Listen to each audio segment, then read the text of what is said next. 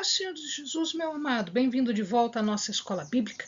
Nós estamos estudando a segunda carta de Paulo aos Coríntios. Então pega a sua Bíblia, pega o seu caderno de estudos, ora o Senhor, pede a Ele discernimento, entendimento, conhecimento, sabedoria, pede a Ele proteção para que nós possamos desvendar dos seus mistérios.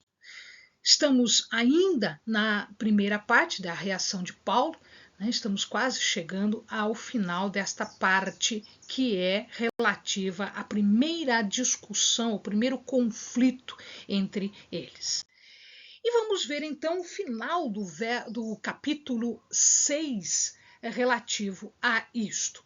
Bom, aqui Paulo está fazendo uma comparação com o servo leal, o seguidor do Senhor, o verdadeiro servo de Deus. Quem era o verdadeiro servo de Deus? Ora, o servo sofredor, o Senhor. O verdadeiro servo de Deus, aquele que segue os passos do Senhor. Aquele que for seguidor leal do Senhor, este vai compartilhar também as suas provações, os seus problemas em relação a este mundo, porque nós não somos deste mundo, nós estamos aqui e, portanto, nós vamos sofrer perseguições, nós vamos sofrer toda sorte de problemas que o inimigo nos traz.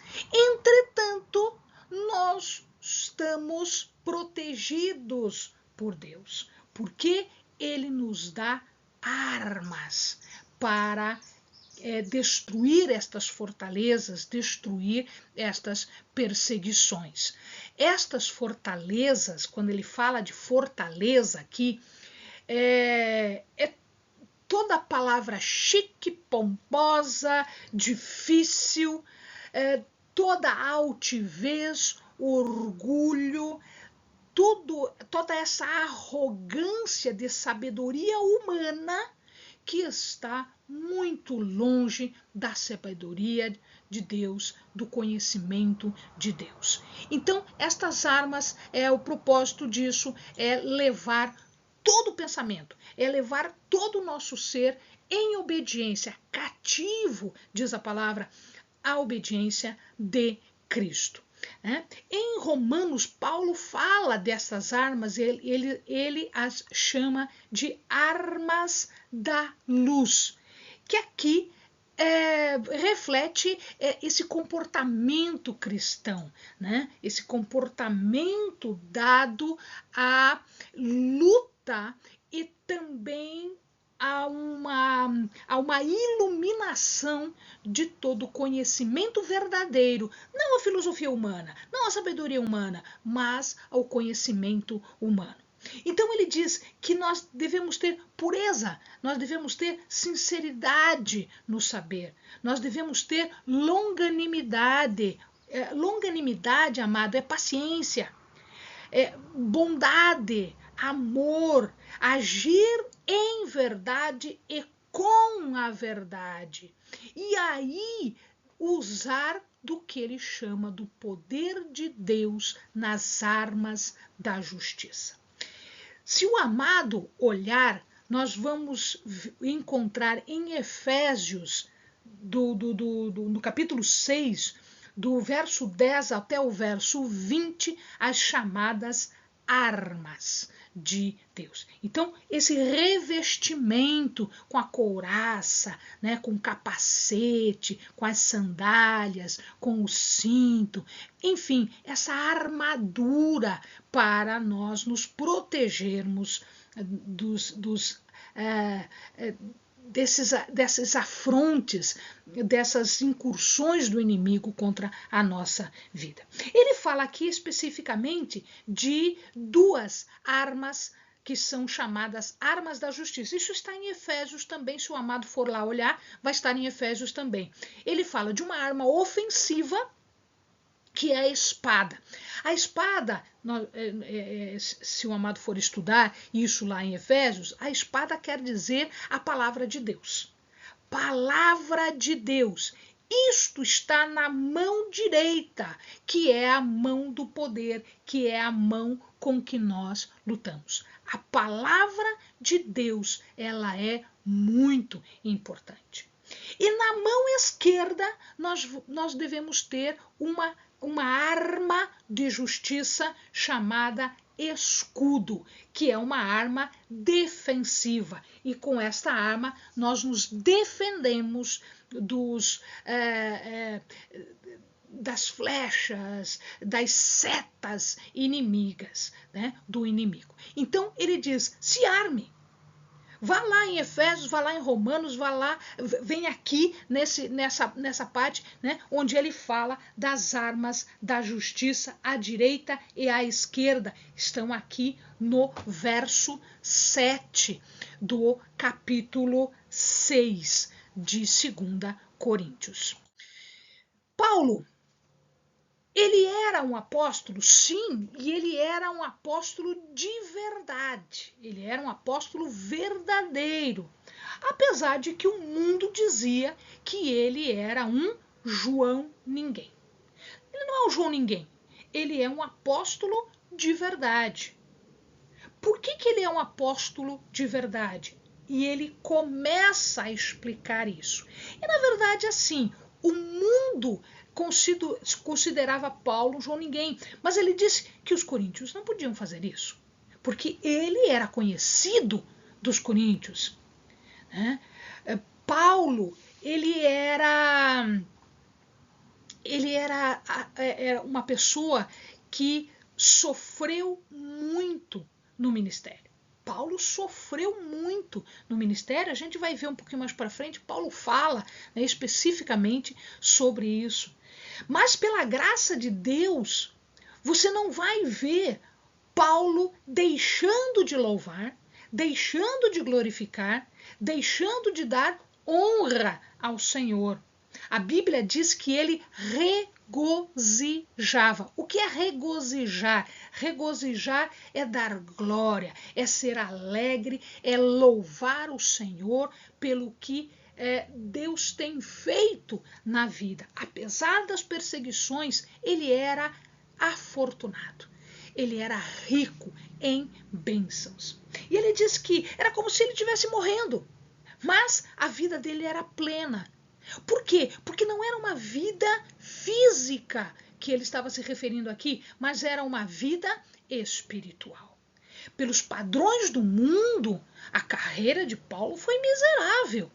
Ele quase morreu um monte de vezes, ele passou fome, frio, sede, necessidade de toda a ordem, mas ele era o mais abençoado de todos porque ele tinha o poder, a graça, a bondade, a misericórdia e todas as bênçãos espirituais que nós possamos imaginar.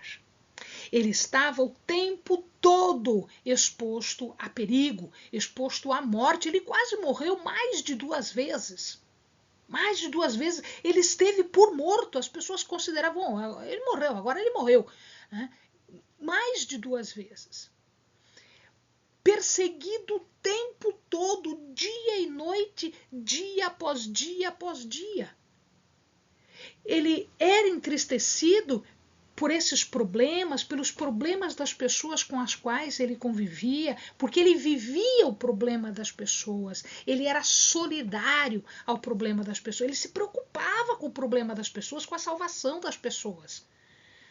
Mas ele era absolutamente alegre pelas misericórdias, pela graça e pelas bênçãos que ele e as pessoas pelas quais ele orava recebiam. Ele era pobre, ele trabalhava fazendo tenda, amado. Né? Num ambiente onde fazer isso era degradante, era trabalho manual, era trabalho que as pessoas que não tinham valor faziam. Assim como se dizer pessoas sem valor fosse algo, né? Não existe pessoa sem valor. Não existe pessoa sem valor. Todas as pessoas são valorosas. Sabe por quê todas as pessoas são valorosas? Porque Deus morreu por todas as pessoas. Deus é Cristo. né? Morreu por todas as pessoas. Por isso elas têm um valor. Em termos mundanos, ele era pobre, mas ele tinha tudo, tudo, tudo ele tinha, porque Deus lhe provia absolutamente tudo. Imagina o galardão desse homem, né, lá no céu. Imagina o galardão desse homem lá no céu. Ele, apesar disso tudo, ele não mercadejava a palavra. O que quer dizer mercadejar? Mercado. Quer dizer, ele não vendia a palavra como as pessoas em volta faziam, de vender a palavra. Né? Eu vou pregar porque eu estou sendo paga. Eu vou até lá orar porque eu estou sendo paga. Eu vou... Não, meu amado, ele não mercadejava. Ele não recebia nada. Ele não recebia nada por divulgar a palavra. Neste caso, ele enriquecia as pessoas, mesmo ele sendo economicamente pobre, ele era espiritualmente rico e ele partilhava desta riqueza, ele enriquecia as palavras, as pessoas. Por quê? Porque quando você é rico espiritualmente, você experimenta a bênção espiritual. Como se fosse já as coisas da era vindoura, da eternidade. Então ele está vivendo já as bênçãos da eternidade. E era isso que ele compartilhava. Ele compartilhava as bênçãos espirituais em Cristo. Ele abre os lábios, ele prega, ele fala, ele ensina, ele exorta, ele chama atenção com candura, com amor. Mas ele fala direta e francamente. Uma coisa é você falar com candura, outra coisa é você fechar os olhos para a coisa errada. Você tem que exortar, sim, mas de uma forma direta, de uma forma franca. Você não precisa fazer isso com violência. Paulo não fazia isso com violência, Paulo fazia isso com candura. E no final aqui, né, na palavra, nós vamos ver que eles confundiam isso com fraqueza de Paulo. Não é isso. Você tem que falar a verdade? Tem. Mas você pode fazer isso com candura, com amor. Os coríntios, eles não sofriam restrições, era um povo rico, os coríntios tinham dinheiro. Eles habitavam um lugar que era rico, a sociedade ali era rica. Né? Mas mesmo assim, não era pouco o amor que Paulo desempenhava durante o seu ministério para com eles. Eles não era estreito o afeto de Paulo, era amplo. Então eles não sofriam restrições, nem restrição econômica como Paulo, nem restrição espiritual, porque ele compartilhava com os coríntios as coisas. E ele apela e anseia por algo que seja recíproco. Ele está dizendo, eu vos amei, mas vocês não. Vocês não retribuíram este amor para comigo. Então ele começa aqui a fazer uma exortação, ele faz uma exortação à santidade. Então essa exortação à santidade, né, isso está a partir do verso 11, né? E ele fala, a partir do verso 14, ele vai fazer, primeiro, a estrutura, né? Uma exortação para não se colocar em julgo desigual. Segundo, ele faz 5 perguntas retóricas. Depois, ele faz uma afirmação desse relacionamento que ele tem com Deus, assim como todos os crentes deveriam ter com Deus. Um chamado, especificamente um chamado para purificação e santidade. Então vamos ver. Em relação ao jugo desigual. O que é um jugo desigual? O jugo desigual, ele é uma colocação feita já no Antigo Testamento como uma proibição de se colocar animais diferentes sob o mesmo jugo. Jugo é aquela peça que vai sobre o animal, que prende o animal numa carroça, para que o animal possa puxar a carroça. Então, já desde o Antigo Testamento, havia uma proibição de que não se amarrassem animais diferentes numa carroça. Tá? Espiritualmente, isto tem um sentido de que não entrassem em sociedade com pessoas que não eram de Deus. Todas as vezes que a gente entra em sociedade com o incrédulo, a gente começa a ter problemas, porque é jugo desigual. As pessoas são do mundo, elas não têm o mesmo comportamento, a mesma visão, a mesma sabedoria, a mesma verdade que nós temos. Isto vai nos trazer problemas. Né? E aí ele faz 5 perguntas. Ele diz, pergunta retórica. Eu não sei o que é uma pergunta retórica. Pergunta retórica é aquela que você não precisa responder. Eu estou fazendo uma pergunta, mas eu já sei a resposta. Isso é uma pergunta retórica. Eu estou fazendo uma pergunta para que você pense. Você não precisa me responder, mas é para que você comece a pensar no teu comportamento, no jeito que você está levando a tua vida. E no caso, ele faz 5 perguntas retóricas que os coríntios não precisavam responder, que Paulo já sabia a resposta e os coríntios também já sabiam a resposta, mas que levava em conta as coisas para eles pensarem e mudarem o seu comportamento. Primeiro ele pergunta, que sociedade, que verdade pode haver entre justiça e iniquidade? Ou seja, jugo desigual. O que você vai ganhar com isso? É o que Paulo está perguntando aqui. Depois, Paulo vai perguntar, que comunhão tem a luz com as trevas? Luz, os de Cristo. Trevas, os do mundo. Que harmonia tem entre Cristo e o maligno, ou Belial? Né? Em algumas Bíblias está escrito Belial. Belial é o maligno, né? Que é o nome dado ao chefe dos demônios, a Satanás. Né? Os que estão no reino da luz, como é que eles fazem comunhão com o domínio das trevas? Né? O que é isso? Participação em culto pagão, comunhão, onde há comunhão com os demônios.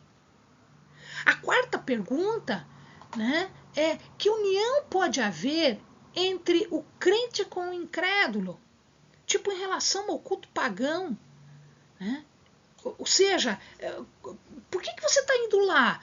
Se santifique, se separe, se mantenha longe. E aí ele pergunta, que ligação existe entre o santuário de Deus e os ídolos? Né? Exortando aqui para que eles não tenham nenhum relacionamento com o culto pagão. Ou seja, ele está falando de santidade.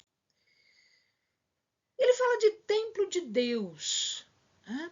Nós somos santuário. Retirai-vos do meio deles, separai-vos, diz o Senhor, não toqueis em coisas impuras. Em Isaías 52:11 a gente vai ver daqui a pouco. Por que isso? Porque nós somos o santuário de Deus, nós somos o templo de Deus. Deus diz que habitarei e andarei entre eles, serei o seu Deus e eles serão o meu povo. Tabernáculo quer dizer habitar perto. Tabernacularizar quer dizer morar junto, habitar junto. Nós somos santuário. Deus habita no meio do seu povo. tabernáculo. Isso está, inclusive, não só no Antigo Testamento, como também em Apocalipse.